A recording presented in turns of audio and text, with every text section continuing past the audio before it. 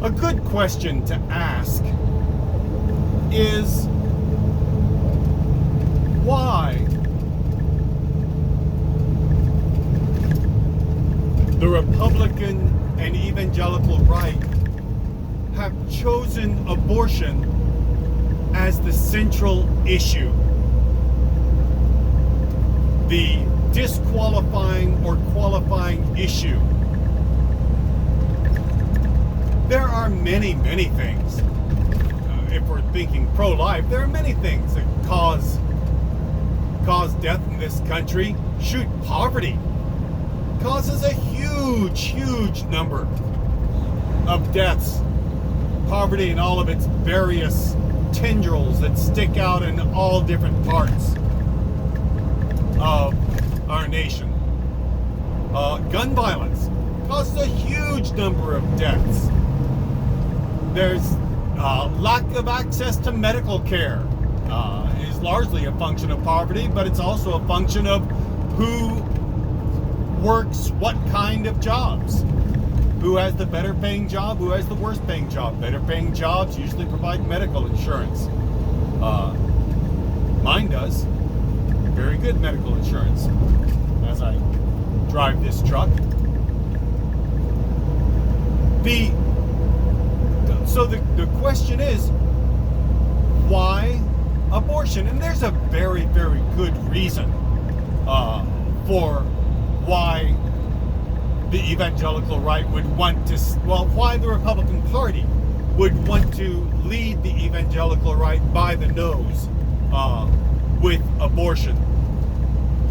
And primarily, for everyone concerned, it requires nothing to be pro-life, to have a moral outrage against abortion. The child is inside of the mother. There is nothing you can do directly for that child when he's inside the mother.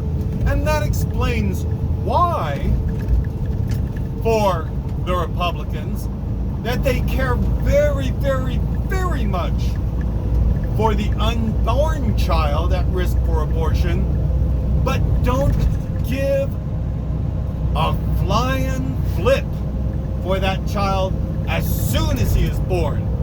Bam! Born, forget it.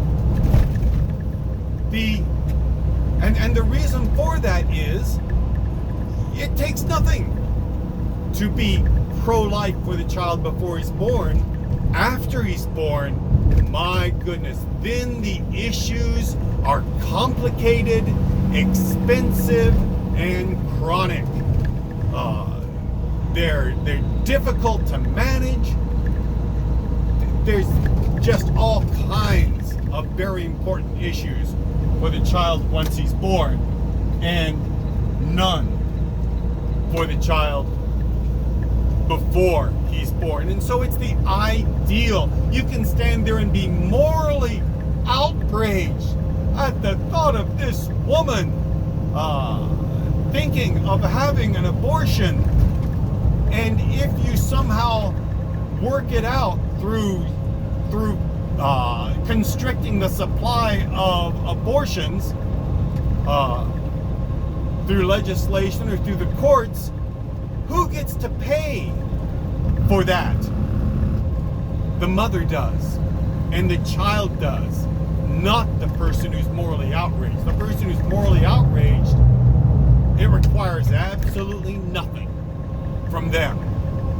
So it's an ideal. I mean, if instead you say, my goodness, we need to deal with poverty, good luck with that one. That one takes effort. That one takes sacrifice. That one takes changes in legislation to the financial structure of the country. That one takes all kinds of work. Abortion? Nothing. Doesn't require a thing of the person who's pro-life.